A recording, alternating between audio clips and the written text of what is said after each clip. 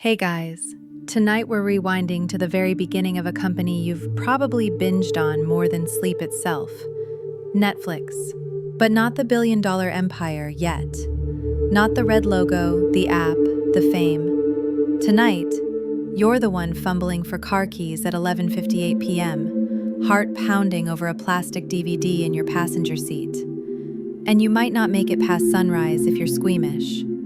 So, before you get comfortable, take a moment to like the video and subscribe, but only if you genuinely enjoy what I do here. And hey, drop your city and current time in the comments below. Let's see how far this story travels before you drift off. Now, dim the lights, maybe turn on a fan for that soft background hum, and let's ease into tonight's journey together. The envelope glows under a tired street lamp. A speckled parking lot stretches around you, quiet except for the rustle of a bush and the low hum of your Honda's engine. You stare at the date on the red and white rental slip. 2 days late. Your fingers twitch. Inside that envelope is a blockbuster, literally, that's about to cost you a crisp $40 in late fees. You'd been too busy writing code, tinkering with databases, obsessing over this idea that wouldn't leave you alone. And now you're holding the punishment in your hands. One stupid mistake away from overdrafting your account. Again. You lean back in your seat. The night air seeps through the cracked window, and it smells faintly like eucalyptus and exhaust. What if you didn't have to drive at all? What if no one ever had to race the clock just to avoid a fine? You say it out loud. What if movies came to you? You let the words hang there. The idea swirls, half silly, half electrifying. The next morning, you're brushing sleep from your eyes at a diner booth in Santa Cruz. There's a fresh burn mark on your tongue from rushed coffee. Opposite you is your old colleague, Mark. He's skeptical, and also intrigued. He leans in, eyebrow raised. Like, DVDs in the mail? Who would even do that? You grin, and you're not sure if it's sleep deprivation or fate, but the idea starts to glow in your chest like a match tip. Something warm, something dangerous, something right. But this story isn't one about clean starts. It's about cobbled together garages, overdue discs, and yes, letters that don't come with a refund. So you pay the fee that morning. But you also leave with something worth far more, an ember. And if you're not careful, it might just catch fire. The wheels creak as you roll up the garage door. It's not your garage. It's a friend of a friend's workshop. Half machine graveyard, half coffee graveyard. Carriage frames line one wall, dusty and skeletal, like they've been waiting centuries for a horse. The morning is fog-wrapped and barely breathing. Light seeps in slow. You tiptoe over cables and half-drained soldering guns, trying not to wake whatever ghosts live in this place. There's movement in the far corner. Mark. Cross-legged on an upturned milk crate, laptop balanced on his knees like a priest cradling scripture. He's been here since 4 a.m., chasing the same question. Could you really mail a movie? You ease down beside him. He doesn't look up, just points at the screen. There it is, your rough skeleton of a dream, a prototype, barely functioning, barely breathing. It's slow, clunky, the kind of sight that crashes if you blink too hard. But when you click the mock Add to Queue button, it works. Sort of.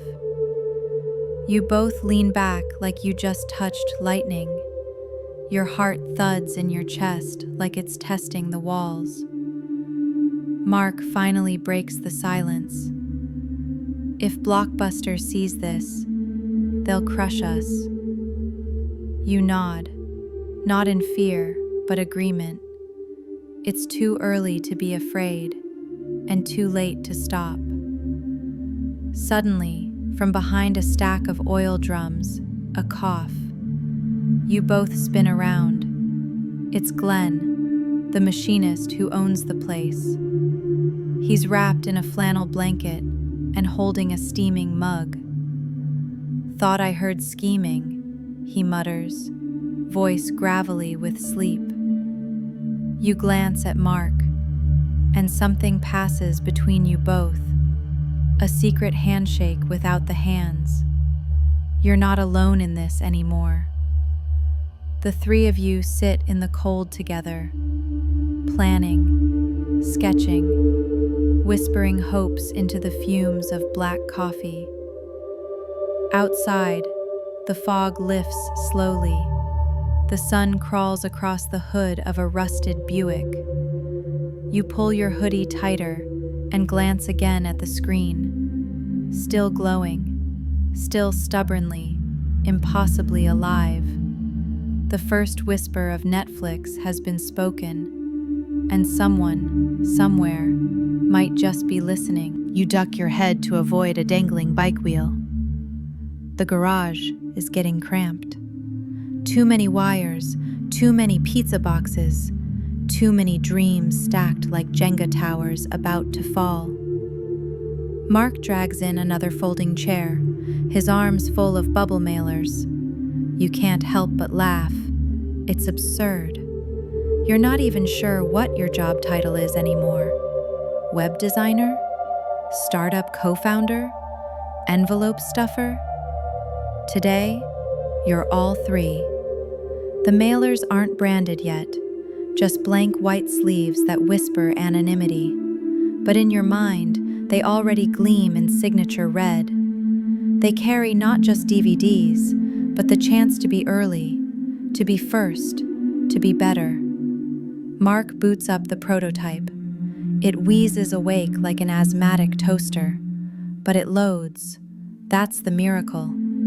You scroll through a list of titles that barely fills a page. There's Contact, Titanic, something called Chasing Amy that nobody in your test group can spell right. But it's yours. You built it from scratch and duct tape. Still, it's missing something. Not code, not features, a name. It happens when you least expect it. Mid-bite of a soggy tuna sandwich, Mark says, "You know what would be perfect?" He scribbles on a napkin, the ink bleeding like a crime scene. Net. Flicks. 2 syllables. Short. Sharp. Equal parts tech geek and Friday night. You hold it in your hands, this dumb napkin, like it's holy. And somehow, it fits. Not flashy, but it moves. Like water, like mail, like something that slips into lives without asking permission. You prop the napkin against an old VHS tape. Netflix, you murmur aloud. It sounds inevitable. Mark raises an eyebrow. You sure? You shake your head. Nope. But you smile anyway, because doubt is part of the recipe, and so is tuna. Outside, a postal truck groans down the block. You both stand silently, watching it pass. The moment feels small now, but later, it won't. Later, people will ask when it all began, and you'll remember the smell of sandwich, the hiss of dial-up, and a napkin stained with destiny. The website goes live on a Wednesday. There's no launch party, no press release, no fireworks. Just you, Mark, and a flickering desk lamp in a room that smells like melted plastic and ambition. You click publish. The screen doesn't explode. Nothing buzzes or dings. The silence is so deep you can hear a moth tapping the window.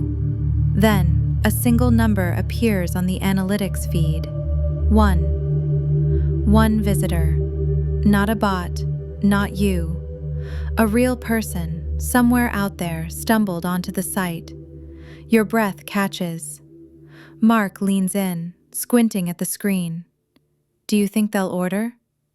You don't answer. You're too busy refreshing. Every 3 seconds. Refresh. Refresh. Nothing. Nothing. Still nothing. Until. There. 99 cents. 1 DVD. Beetlejuice. Ordered. Shipped. Real. You both freeze like you've seen a ghost.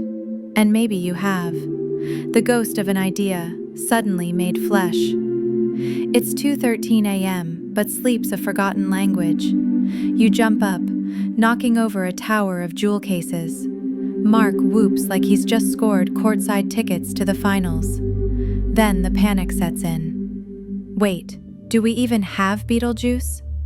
You scramble to the shelves, knocking over half your inventory.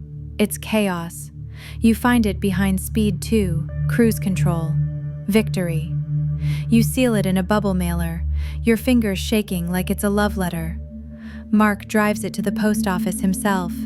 He's back in 20 minutes, grinning like he robbed a train. You sit in silence, the hum of the server filling the room like a heartbeat. You whisper, "That's it. We're in business." Mark snorts, "We're in something." You don't know if that DVD will arrive in perfect condition. You don't know if the customer will ever come back. But it doesn't matter. You sold one. One is all it takes to start a legend. Your fingers are raw from folding. The bubble mailers pile higher than your coffee mugs now. And those mugs? All cold. All half full. All forgotten. You're in a warehouse the size of a shoebox. Half office, half sauna. The fan buzzes like an angry insect overhead, pushing warm air in circles. Marks on the floor, alphabetizing titles by hand. You glance at the whiteboard, your catalog. It's growing. Good Will Hunting, The Matrix, Sleepless in Seattle. Each one hand-typed into the system. Each one with a real physical disc you could trip over in the dark. You didn't think this part through. People actually want these, and they want them fast. You try to keep up, but the orders trickle in faster than your system can handle.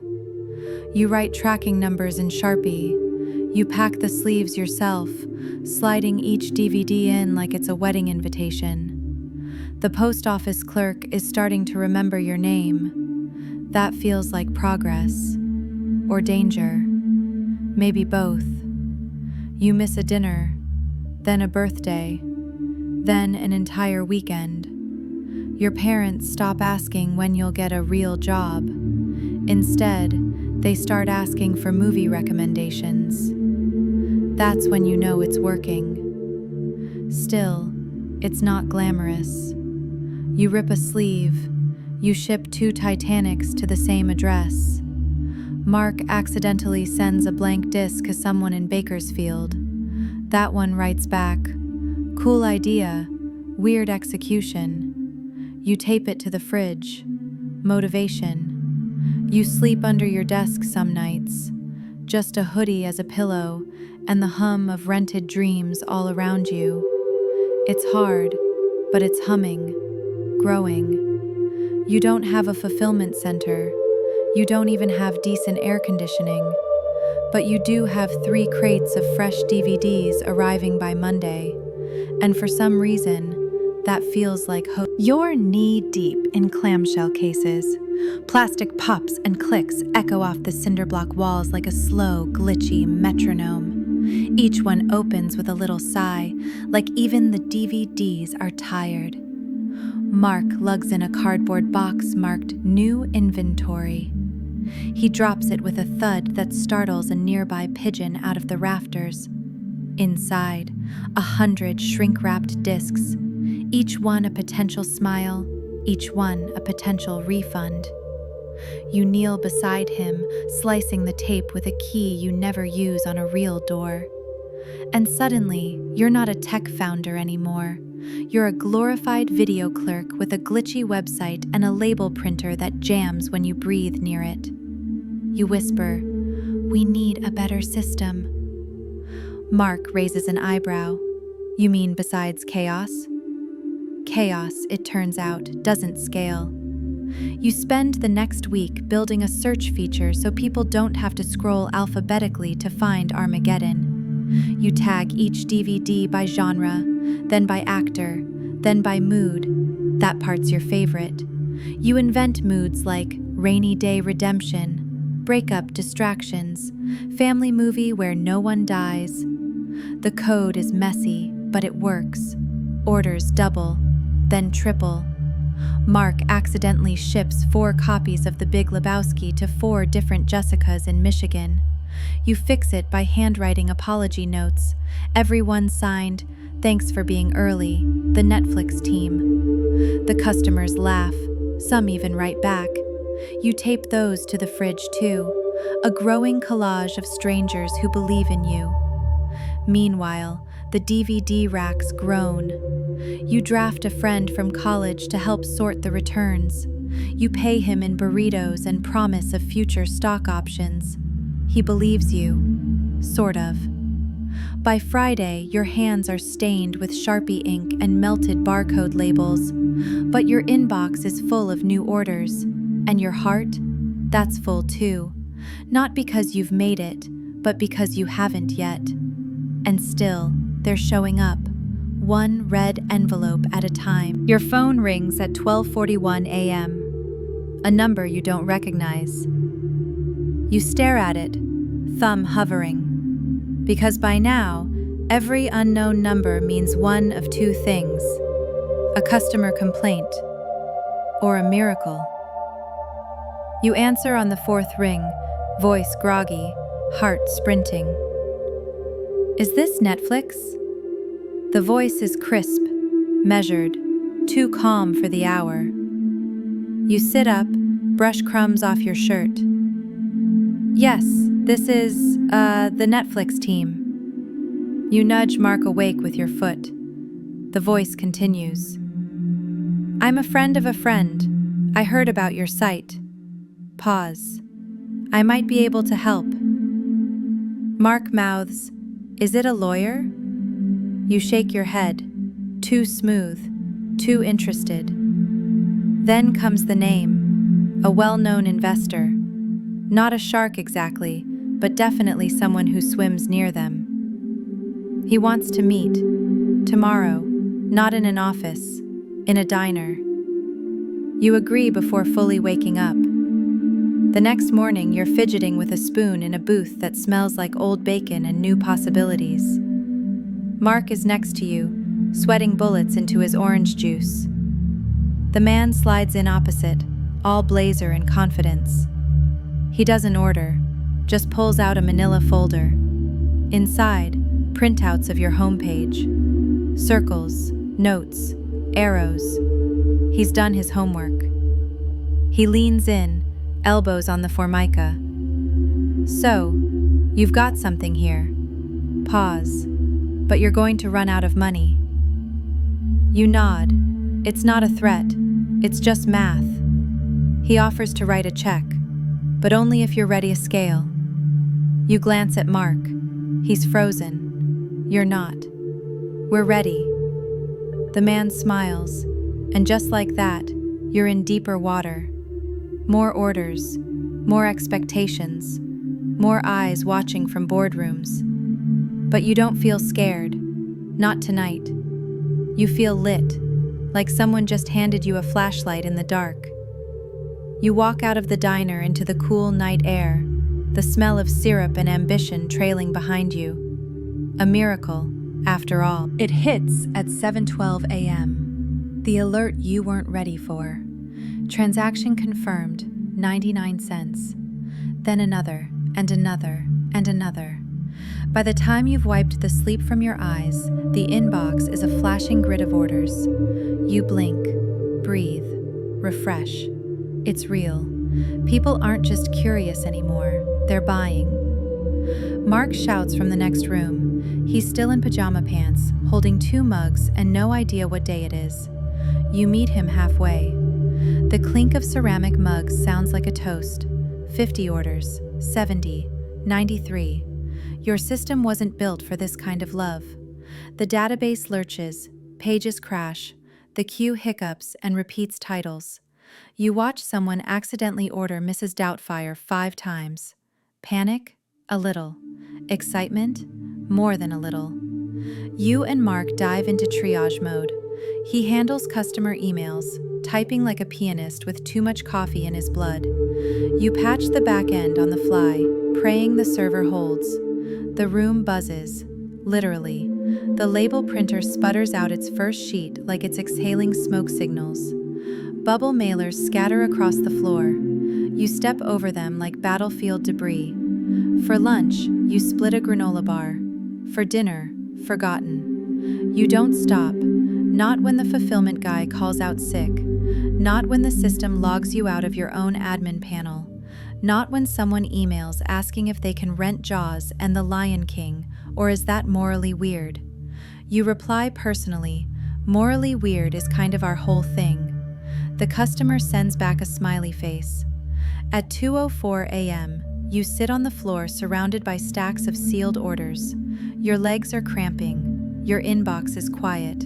You close your eyes, just for a second, because somewhere out there, someone's going to open a mailbox tomorrow morning and find a red envelope, and with it, the smallest possible taste of magic. You gave them that. The silence feels loaded tonight. Not peaceful, pregnant. You pace the warehouse floor, the concrete cold under your socks. It's well past midnight, but the ceiling lights hum like they're waiting for something. Mark's asleep on 2 office chairs pushed together. A pizza box shields his face from the overhead glow. You try not to look at the numbers on the whiteboard, but they're there, hovering. Growth has slowed, not stopped, just slowed. People are curious, but are they loyal? Will they come back? Or was this just a blip? Your mouse hovers over a spreadsheet titled Retention Week 6. It's more red than green. A ping breaks the stillness. New email. Subject line. We need to talk. Urgent. Not your favorite phrase, especially not from your most recent investor. You call him immediately, even though it's 1:17 a.m., because that's what you do now. Sleep later, answer now. His voice is calm but clipped. I've been watching Blockbuster. Pause. They know you exist. The chill that runs through your spine isn't from the night air. They're sniffing, he says, asking questions, trying to decide if you're a threat. You glance at the red envelopes on the shelves. Your army. Your little rebellion. A threat? You? You sit down slowly, the phone still warm against your ear. Mark stirs in his chair but doesn't wake. You've got something they don't, the voice says. He pauses, then adds, but don't expect mercy. The line clicks dead. You sit there for a long moment. The silence returns, but now it feels different, sharper. You look around the room, at the shelves, the mailers, the still flickering dashboard screen. You whisper it into the air just to see how it feels. Let them come. Outside, the street is empty, but somewhere, the giant is waking, and maybe, just maybe, you've given it something to worry about. The silence feels loaded tonight. Not peaceful, pregnant. You pace the warehouse floor, the concrete cold under your socks. It's well past midnight, but the ceiling lights hum like they're waiting for something. Mark's asleep on 2 office chairs pushed together. A pizza box shields his face from the overhead glow. You try not to look at the numbers on the whiteboard, but they're there, hovering. Growth has slowed, not stopped, just slowed. People are curious, but are they loyal? Will they come back? Or was this just a blip? Your mouse hovers over a spreadsheet titled Retention Week 6. It's more red than green. A ping breaks the stillness. New email. Subject line: we need to talk. Urgent. Not your favorite phrase, especially not from your most recent investor. You call him immediately, even though it's 1:17 a.m., because that's what you do now. Sleep later, answer now. His voice is calm but clipped. I've been watching Blockbuster. Pause. They know you exist. The chill that runs through your spine isn't from the night air. They're sniffing, he says, asking questions, trying to decide if you're a threat. You glance at the red envelopes on the shelves. Your army, your little rebellion. A threat? You? You sit down slowly, the phone still warm against your ear. Mark stirs in his chair but doesn't wake. You've got something they don't, the voice says. He pauses, then adds, but don't expect mercy. The line clicks dead. You sit there for a long moment. The silence returns, but now it feels different, sharper. You look around the room, at the shelves, the mailers, the still flickering dashboard screen. You whisper it into the air just to see how it feels. Let them come. Outside, the street is empty, but somewhere, you know, the giant is waking. And maybe, just maybe, you've given it something to worry about. The email subject line is simple. I just wanted to say thank you. You almost delete it. Too tired, too behind, too many bugs to squash before sunrise. But something about it makes you pause. You click. It's from a man in Ohio, middle-aged, polite grammar. He rented the Iron Giant for his kid. They watched it on a Tuesday night with microwaved popcorn and a couch full of blankets. His son didn't want to return it. Asked if Netflix could send another copy to keep. The dad wrote, he says it feels like magic, like movies just appear. Then he added, thanks for building something that lets us stop rushing and just sit together. You sit with that. Just sit. It hits harder than a funding offer, more electric than a line of code that compiles on the first try. Because in the end, this is what you wanted, isn't it? Not just convenience, not just tech, but connection. Mark walks in, holding 2 sodas and a half-eaten churro. He sees your face. Customer complaint? You shake your head.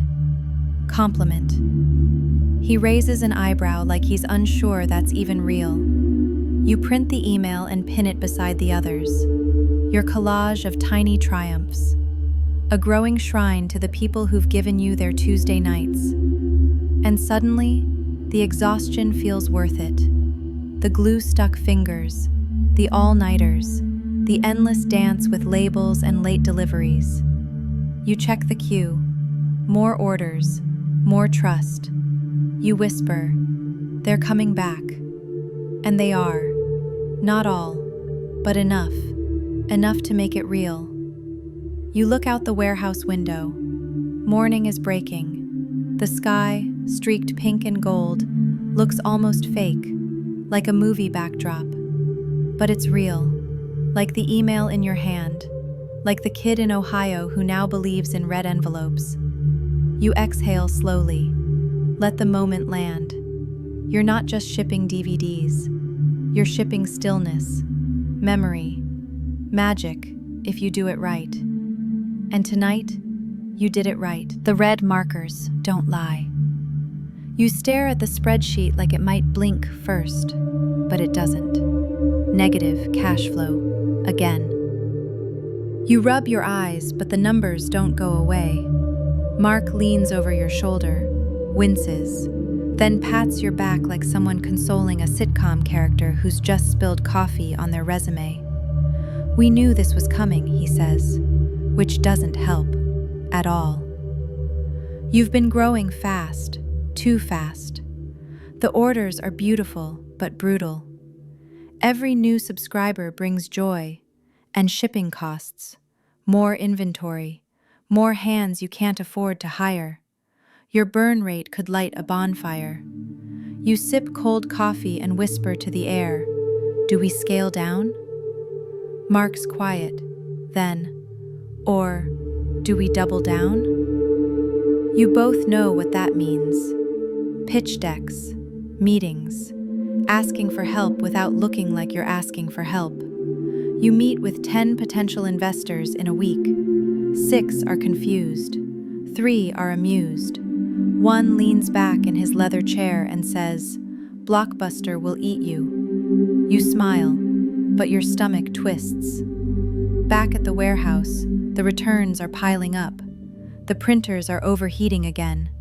And someone emailed asking why Gladiator came in a SpongeBob case. Mark shrugs. Limited edition? You collapse into your chair, laughing and half crying, because that's the mood now. A strange mix of panic and purpose. You know this thing works. People love it. They're talking about it. It just needs time. And time costs money. That night, you lie on the floor under the glow of the server light.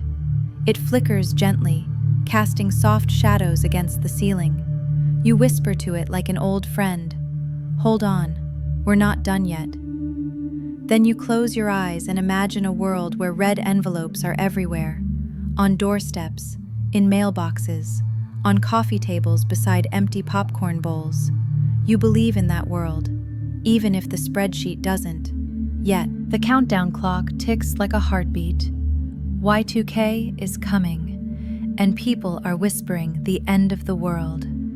Not just cults or conspiracy theorists, everyone. You read articles that say airplanes might fall from the sky, that toasters might rebel, that your servers, your precious humming servers, could blink out like a dream the second midnight strikes. Mark's nervous. He updates the homepage to say, "Still here? We are, just in case." You both joke about buying canned beans. But beneath the jokes is something raw. A single bug could wipe you off the map. All this work, popped like a balloon by a digital hiccup. So on December 31st, 1999, you don't party. You don't even blink. You sit in the warehouse with 2 laptops, 3 extension cords, a backup generator borrowed from a friend of a friend, and a fire extinguisher. Because Mark insists on being thorough. The night creeps in, slow, quiet, suspenseful. You test everything. Order flow, database calls, queue logic. Your hands tremble. Outside, someone lights fireworks early, but you don't look. Your eyes are locked on the screen. 11:59:58. 11:59:59. Midnight. The cursor blinks. The fan hums. Nothing explodes. Mark exhales so hard he knocks over his soda. You both burst out laughing, giddy with relief. The dashboard is still alive. Orders still trickling in. One from a high school teacher in Iowa, another from a grandmother in Phoenix. You whisper to the server tower, "Good job, old friend." Mark clinks a soda can against yours. To surviving the apocalypse. It's funny, you spent all night worrying about a digital doomsday, but what sticks with you isn't the tension, it's the survival. You made it through the millennium with your dream intact. And for the first time in months, you feel unstoppable. Outside, fireworks bloom, and you swear they're for you. The subscriber counter ticks like popcorn in a microwave. Slow at first, then Faster. Then a full, giddy scatter. You're watching it from your laptop, legs kicked up on a pile of mailers, a slice of cold pizza balanced precariously on your knee. Mark calls out from across the warehouse. "We're close." You know what he means. 1 million. Not dollars, not DVDs. Subscribers. It's still a moving target. Slippery. Distant. But now, you can see it on the horizon. You refresh the dashboard again. Another 100. Another 4. Another 18. You remember when the number was 1. When you delivered Beetlejuice in person, wondering if anyone else would ever trust you with their Tuesday night. Now, there are thousands, each with their own queue, their own rituals. A whole country leaning back and pressing play.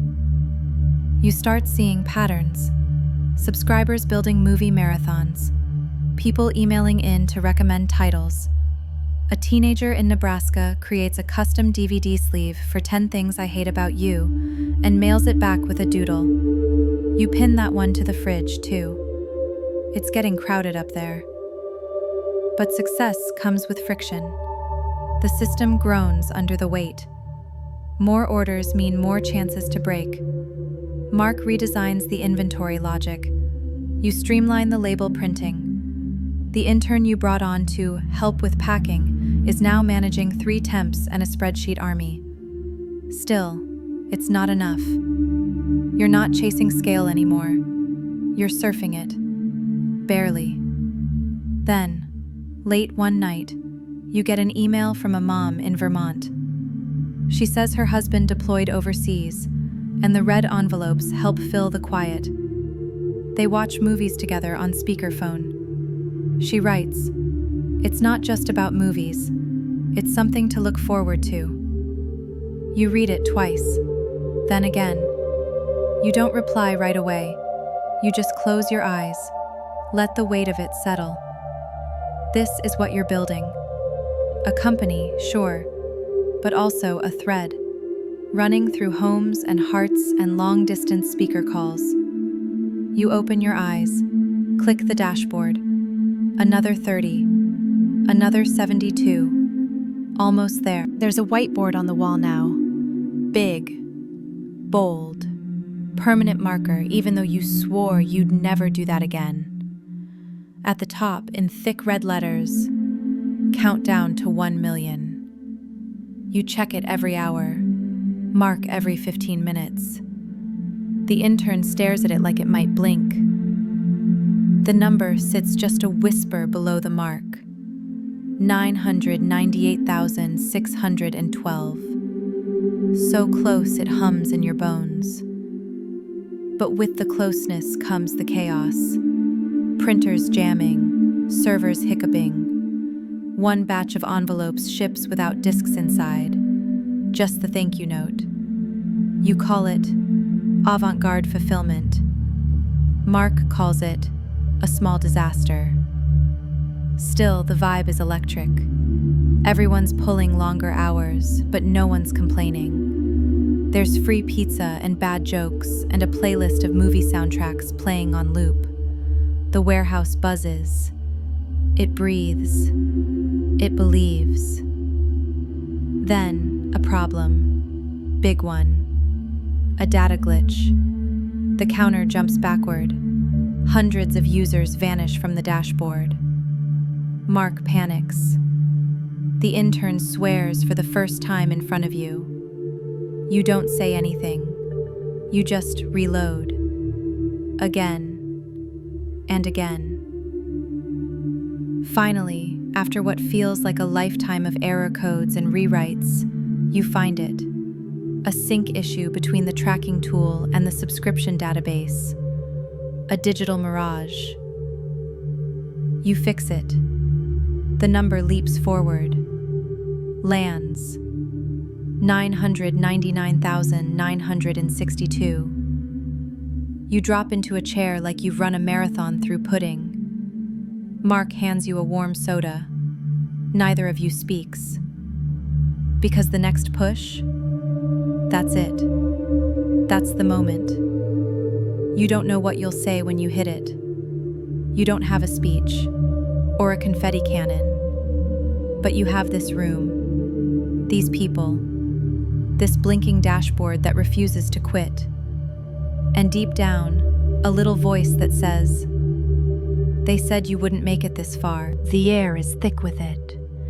That kind of tension you can't see, but feel in your teeth. Mark paces near the server rack, chewing on a pencil that doesn't belong to him. The intern's frozen at their desk, staring at the subscriber counter like it's a countdown to launch. You refresh the page, then again, then again. 999,999. One more. Just one. You whisper it aloud. Come on. The whole team gathers without being called. Someone sets down a burrito mid-bite. Another turns down the lights. It's nearly midnight. Nobody breathes. You tap the keyboard with the gentleness of a pianist sneaking one last lullaby. The counter flickers. 1 million. There it is. No drum roll, no confetti, just 6 digits and a soundless collective exhale. You all just stand there, like it might vanish if you blink. Then Mark yells, "We did it!" and throws the pencil across the room. It hits a whiteboard, bounces off harmlessly. The intern lets out a scream that's somehow both giddy and terrified. You collapse backward into a chair, limbs loose, heart full. It doesn't feel like a finish line, more like a door, just cracked open. You pull up the order history, scroll to the latest entry. A woman in Oregon, signed up at 11:58 p.m. Her first rental? The Princess Bride. You laugh, maybe a little too loudly, because of course it is. A fairy tale, a miracle, something people said could never happen. You scribble her name on a sticky note, pin it to the fridge, underneath the smiley face email and the Iron Giant letter. You look around at your team, sleepy, hungry, wide-eyed, and realize no one wants to leave. No one wants to let go of this exact second. So you don't. You stay. Play the Princess Bride soundtrack. Toast with warm soda and cold burritos. You made it. Against reason, against odds. And somewhere in Oregon, a red envelope is on its way. It's morning now. The first light slips through the slats in the warehouse windows like shy applause. You haven't slept. Mark hasn't either. You both sit on the floor, backs against a shelf labeled Comedy Sorted, surrounded by open laptops and half-eaten churros. Everything feels slow, heavy, like the world is giving you space to catch up to yourself. The dashboard still glows with a quiet kind of pride. 1 million. Still there. Still real. But you're not staring at it anymore. You're staring at the inbox. At messages. So many messages. From subscribers. From fans. From a grandma in Minnesota who says she hasn't stepped into a video store in a year and never wants to again. From a college kid in Texas who just discovered foreign films. From someone who says, Netflix brought date night back. And someone else who writes, you're not just mailing movies, you're mailing reasons to stay in. You save them all, read each one out loud, slowly, like prayers. Mark wipes his eyes without a word. You grab a marker and return to the whiteboard. The top line, countdown to 1 million, is crossed out now. Underneath it, you write, keep going. No exclamation, no flourish, just a quiet promise to yourself. Because success is loud for a second, but building something real, that's quieter, more stubborn. It happens in back rooms and browser tabs and Tuesday mornings when you could really use a nap. And it doesn't stop here. It can't. You lean your head back, eyes fluttering shut. Outside, the city begins to stir. Trucks, mail routes, coffee pots. And somewhere out there, a woman in Oregon is peeling open her red envelope, smiling, settling in. She has no idea she was number 1 million, and you wouldn't want her to, because this wasn't about reaching her. It was about serving her. One disc at a time, one moment at a time. And that's just beginning. The coffee is warm this time. You actually remembered to drink it while it was still coffee, not a room temperature science project. You sit by the front window, laptop open, inbox full. But this morning, you're not answering customer emails.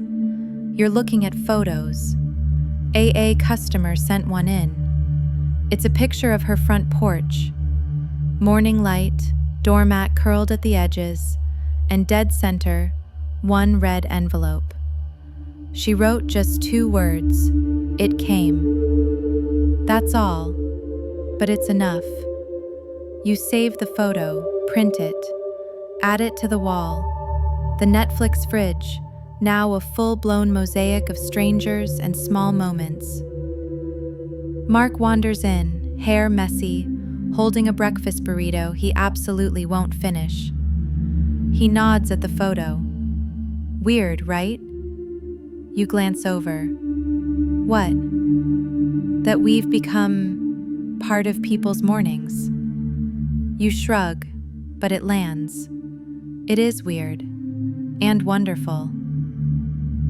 Once upon a time, you were just 2 sleep-deprived guys stuffing DVDs in borrowed space, wondering if anyone would even care. Now, you're a ritual. A red splash on the doorstep, a heartbeat in the mailbox, a company that, somehow, people trust. You scroll through the day's returns. You've Got Mail, The Matrix, A Bug's Life. Every title a story, told and returned. And you get to be the silent middleman in all of it. The unassuming sidekick in 1,000 living rooms. You don't know what's next. Growth, sure. Maybe competitors. Maybe failures. But not yet. Today, you sip your coffee. You exhale. You listen to the quiet buzz of the warehouse around you. And you think about every person who opened their mailbox, saw the red envelope, and smiled. Not because of the disc inside, but because you remembered them. Because it came. Slow fade. So now, here you are. Blanket pulled just a little higher, room cooled by the low hum of a fan, shadows soft and stretching across the floor. You've just walked through 18 little doors, each one creaked open with dust, ideas, and red envelopes you didn't expect to carry. You weren't just watching a company form, you were inside it. The ache in your back from too many hours, the glow of a screen long after midnight, the thrill of someone, somewhere saying yes. It wasn't clean, it wasn't quick, and it was never guaranteed. But it was real. You smelled the burnt coffee, felt the static cling of bubble mailers, heard the servers breathe like living things, and all along, through the missed birthdays and mailing misfires, one stubborn thread kept weaving forward. Hope. Hope that people would care. Hope that they'd return. Hope that a quiet little idea, just odd enough, just human enough, might belong in their homes. And it did. It does. Because somewhere out there right now, even in this very moment, someone's still lifting a red envelope from their mailbox. still choosing what movie to watch, still pressing play. And though they may never know the late nights, the countdown clocks, or the soft panic behind the promise, you will. You were there. You wore the hoodie, ran the numbers, and answered the email that changed your day. You made it. And now, so gently, the light dims. Your eyelids grow heavy. Your story lingers, warm and well-earned. Let yourself drift now. No need to rush. There's nothing left to refresh. No numbers to chase. Only dreams. Good night, founder. We'll start the sequel some other time.